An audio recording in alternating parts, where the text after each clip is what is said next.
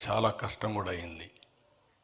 ఎందుకంటే ఒక పక్క మనుషులు చనిపోయినప్పుడు చాలా భయంకరమైన వాతావరణం ఉంటుంది. తాగేదానికి నీళ్లుండవు, తినడానికి తిండి ఉండదు, కమ్యూనికేషన్ కట్ అయిపోతుంది. ఇప్పుడైనా ఫోన్లు అయినా కొన్ని రోజుల్లో వస్తాయి, కానీ అప్పట్లో ఫోన్లు కూడా ఉండేటివి కాదు. ఇలాంటి అనేకమైన ఇబ్బందులు ఉంటాయి. నేనైతే ఒకసారి చనిపోయిన వాళ్ళు కానీ ఇమ్మీడియట్గా అంత్యక్రియలు చేయకపోతే ఆ శవాలన్నీ ఇదయ్యి అంటువ్యాధులు వస్తాయి, చాలా భయంకరంగా ఉంటుందనే ఉద్దేశంతో ఒక స్కీమే అనౌన్స్ చేశాను.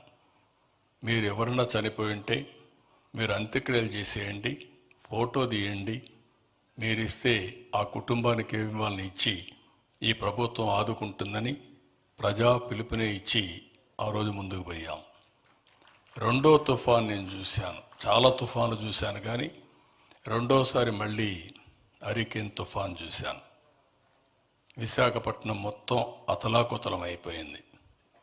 నేను ఆ రోజు అక్కడికి పోయే కొందికి ఒక భయంకరమైన పరిస్థితి, కమ్యూనికేషన్ లేదు. 10 రోజులు అక్కడే ఉన్నాను. మళ్ళీ నార్మల్సీ వచ్చిన తర్వాతనే అక్కడి నుంచి నేను తిరిగి వచ్చాను. అలాంటి సందర్భాలు నేను చూశాను.